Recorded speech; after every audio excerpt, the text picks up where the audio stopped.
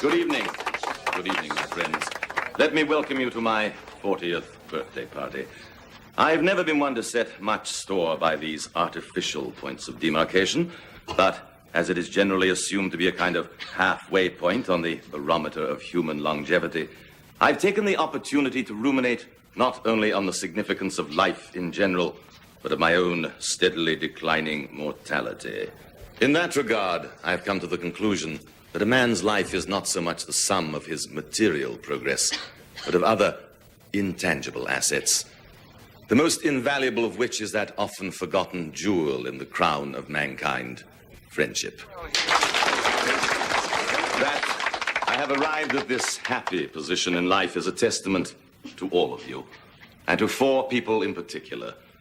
To my loyal childhood friend, Jack McCarthy, to my dedicated doctor, Herman Vandenberg, and to my brilliant business partner, Frank Hamilton, I say from the bottom of my heart, thank you. And last but not least, I would like to single out for special gratitude my dear wife, Adelaide. And on that note, have a hell of a party. Condemned men. Potter?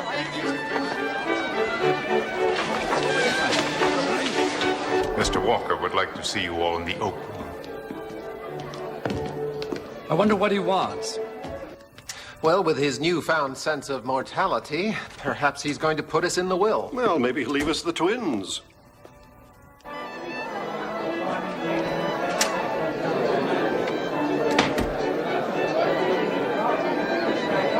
You all know each other, gentlemen, and of course, you all know Adelaide.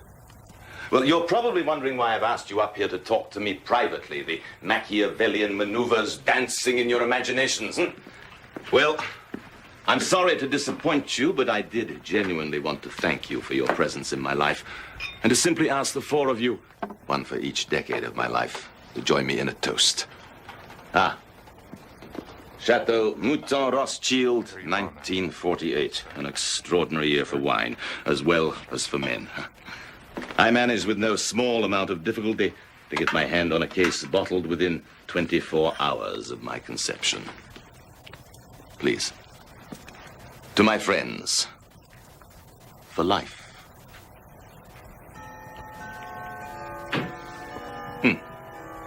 Now, I have a little surprise for each of you. You'll no doubt be somewhat shocked at my extraordinary generosity, but... Andrew! What's wrong, Andrew? Oh, Andrew! Move back! He's dead. God. I suppose we should call the police. That won't be necessary. We're already here. You're all under house arrest. We won't have the result of the autopsy until tomorrow, but the preliminary indication is, of course, poison.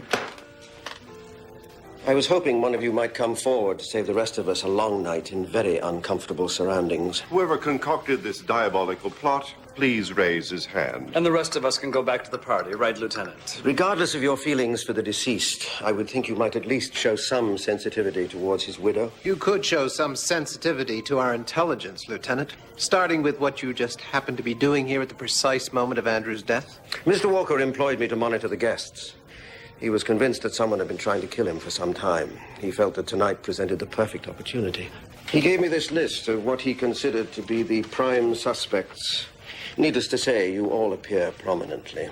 Can we possibly save time here? As it was Potter who served up Andrew's poison, is he not a prime murder candidate? Quick, neat, and logical, but out of the question. How's that, Lieutenant? As I knew it was Andrew Walker's intention to invite you all upstairs for a toast, I watched Potter carefully.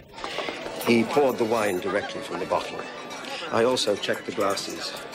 As there was nothing in Andrew Walker's glass, the poison must have been dropped in during the few moments that it took Potter to retrieve a silver tray from the serving room. One of you, no doubt, made a slight detour on the way up and slipped something into Andrew's glass. How would we know which glass to put the poison in? Only last week, there was an article in the Sunday Times magazine featuring his wine collection. along with a picture of him holding his favorite and distinctive glass, the one with the gold rim and monogrammed initials. No, Dr. Vandenberg, our host's reputation as an urnophile was well documented. He felt you were all equally interested in seeing him dead. So, shall we proceed in order? Mr. Hamilton, you were his business partner, I believe. Well, if you could call it that. When you worked with Andrew, he made it clear from the outset that he was going to do all the taking and that you were going to do all the giving. Oh, you were in the pet food business, I believe. Dog food, originally. Andrew started out in real estate. Did quite nicely as a slumlord. But then for some reason decided to get out of the business. Tenants probably wanted to kill him. Andrew looked around for a new opportunity at the same time that my father, who had been ill for some time, was about to be forced into Chapter 11. Andrew bought in and overnight turned the company around. Your father must have been grateful. Grateful. Andrew's first move was to put cardboard shavings in the meat to increase volume and lower the cost of production. My father was horrified, but helpless. By the end of the year, we were back in the black, and my father was dead. I'd say that you had more than enough motivation to kill him. Dr. Vandenberg, you were Mr. Walker's physician, I believe. The psychiatrist. He was in the peak of health, at least on the outside. And on the inside? The sickest of men. Isn't that a rather subjective judgment for a member of your profession? On the contrary, popular opinion. It doesn't violate the standard patient-analyst confidentiality to say that the man was a raving, paranoid schizophrenic. Anyone who had the slightest contact with him knew that. Andrew Walker made Dr. Jekyll and Mr. Hyde look like the Bobbsey twins. Well, how long was he under your treatment? Over 10 years, without, I might add, showing the slightest sign of improvement. If anything, he got worse. And for that, you wanted to see him dead. I beg your pardon. Isn't it true, Dr. Vandenberg, that Mr. Walker finally left therapy just recently? No. I threw him out for impugning my professional competence. He threatened to tell the other patients that I was inept, unless I gave him back his fee over the last 10 years. Can you imagine it? He presented me with a bill for $115,000, plus interest. And when you refused to pay it, he went through with his threat. I still can't believe it. He sent out a mailer accusing me of practicing witchcraft and hinting at dark, though never specifically stated, sexual predilections. And so you decided to kill him? No, Lieutenant. The psychiatrist does not become the madman. My patients all stayed with me, including Mr. Walker. I took him back as a professional challenge, but certainly not to murder him. I wish I could say I did it. I truly do. Alas, as my limited service record will attest, I am a coward. I get nightmares from watching prison movies, and I don't look good in stripes. You were friends since childhood? Andrew was never a child, just a mean little person on his way to becoming a big, mean person. And then what was the basis of your friendship? Blackmail. How's that? I was very rich and very spoiled. No one would play with me until I met Andrew. Andrew was very cooperative for a price. A baseball here, a popsicle there. Andrew was my best and only, albeit very expensive friend. Until you ran out of money? Yes. How did that happen? I don't think that's Mr. any of your McCartney, business. this is a murder investigation. How did it happen? My mother, unfortunately, took a nasty spill one day on the stock market. Even though you had lent Mr. Walker money his entire life, he turned his back on you when your fortunes were reversed. He slammed the door and padlocked it. I made the dreadful mistake of asking him for $20 to tide me over until my unemployment check came through. He told you to get a job. No. He told me to get 2 jobs. One during the day and one at night. Andrew said I didn't deserve to survive unless I could weather some hard work. And for that, you vowed someday to kill him. I almost killed him on the spot. But of course, I chickened out. I became a bum for a while, and then finally I was forced to get a job, after which I realized Andrew was indeed right. In fact, I've been quite successful over the past few years. The plant food business. And I owe it all to Andrew's advice and inspiration. I suppose that leaves you, Mrs. Walker. What sort of dirt did my dear departed husband dump on me? He was convinced that you were having an affair with one of the men in this room. Well, on that score, he was dead wrong. Oh, forgive the expression. Are you saying That you did not have an affair with one of the men in this room. That's precisely what I'm saying, Lieutenant. For the fact of the matter is, I've had an affair with all three of them.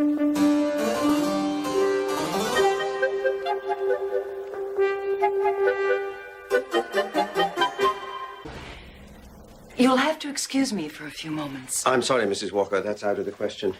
Besides, under the circumstances, I think the guests will forgive you for not saying goodnight. Saying goodnight, I have to pay them off.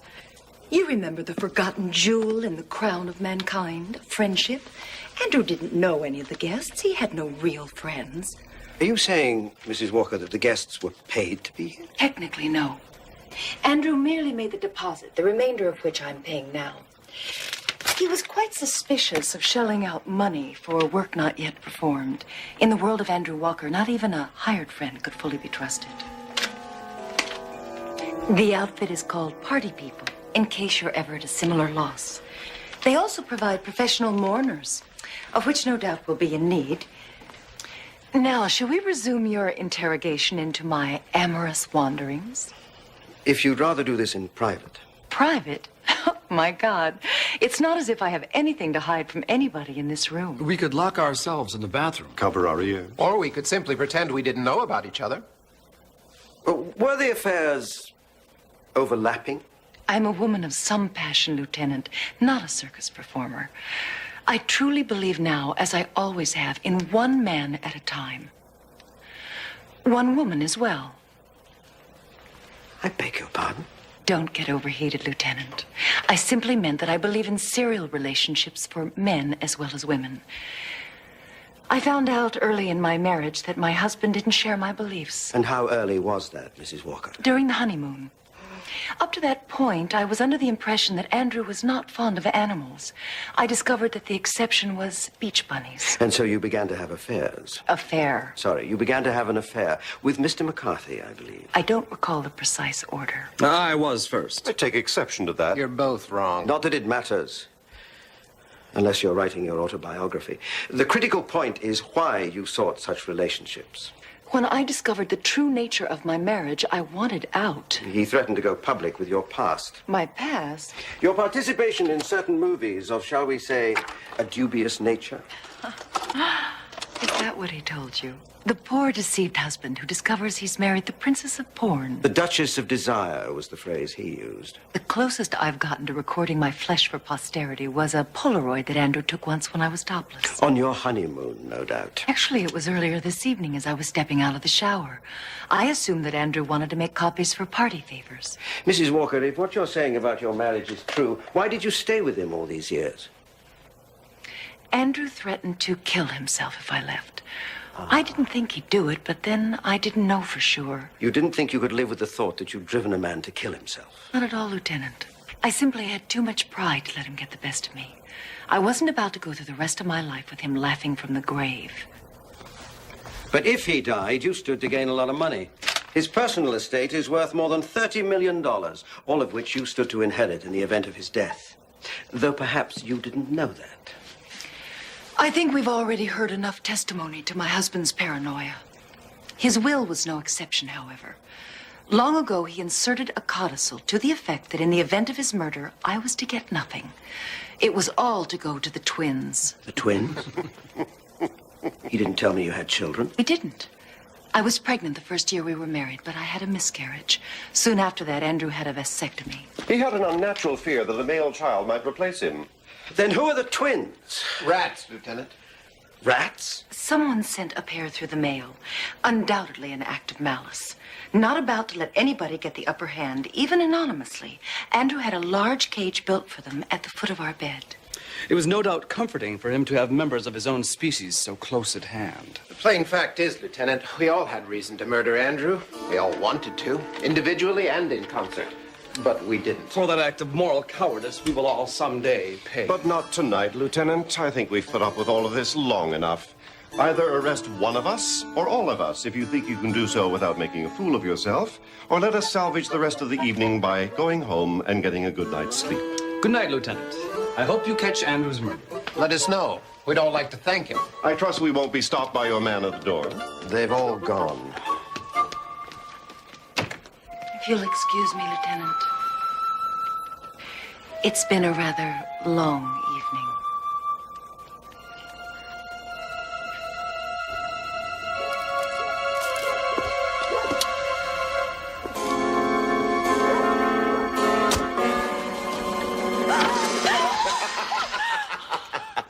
My God, you should have seen the expression on your face. It was priceless. Thought you'd finally seen the last of me, and then out of the blue, or rather, out of the bathroom, I'm back for another 40 years of marital bliss. I knew you were sick, but I didn't think even you would stoop this low. Oh, I had intended to stoop much lower. Originally, I was going to impale myself on a butcher's knife and cover you all with pig guts, but Kavanaugh balked. Lieutenant Kavanaugh?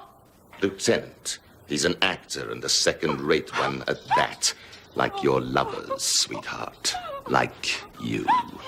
That's right, darling. Have a good cry and let it all out. And while you're doing that, I'm going to open that bottle of Margot and drink a toast to the one person I can truly call a friend. Myself.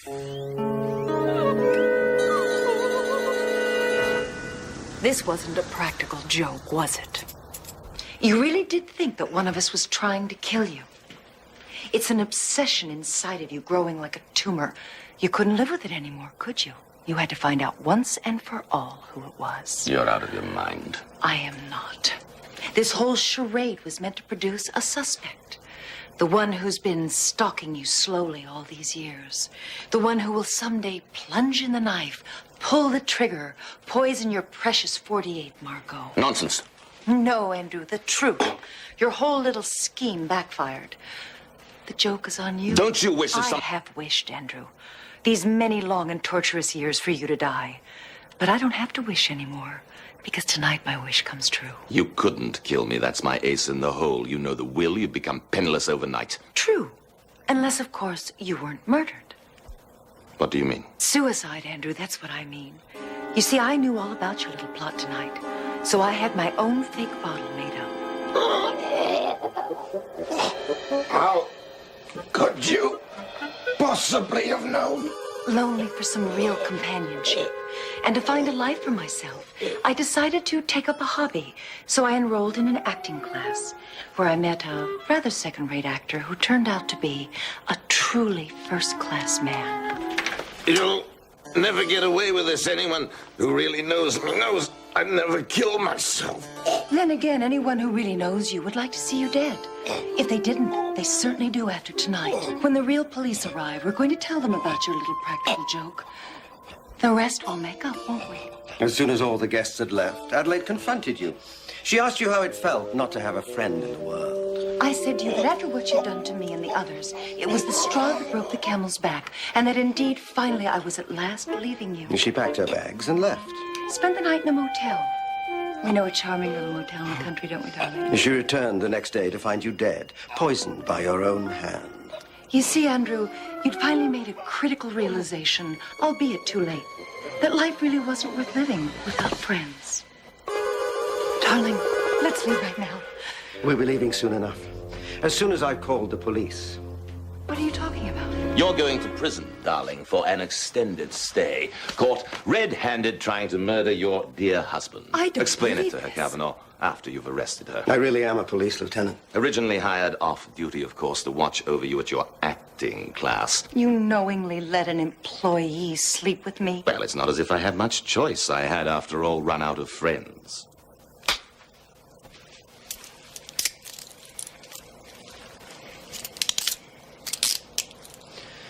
I'd better get on with this. No, there's plenty of time. I want to thank you for all you've done. Why don't you join me in a toast? To a perfect plan.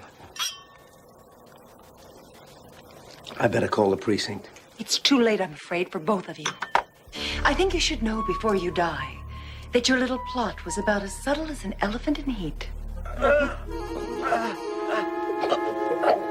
You may be able to explain me a suicide, but you'll never get away with Kavanaugh's murder. Oh, but I will.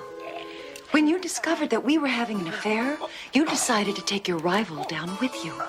Fitting revenge, very much in the Walker style. To which your friends, no doubt, will How did you manage the poison? The wine was kept in my private cellar. Only one man had the key. Potter brought in 2 bottles. This is the poisoned one. He switched them after he poured your drinks. I think that despite the fact that the world must remain ignorant of tonight's proceedings, that it's only fitting that before you draw your last breath, that you experience a moment of truth. Tell them, Potter, darling. The butler really did do it.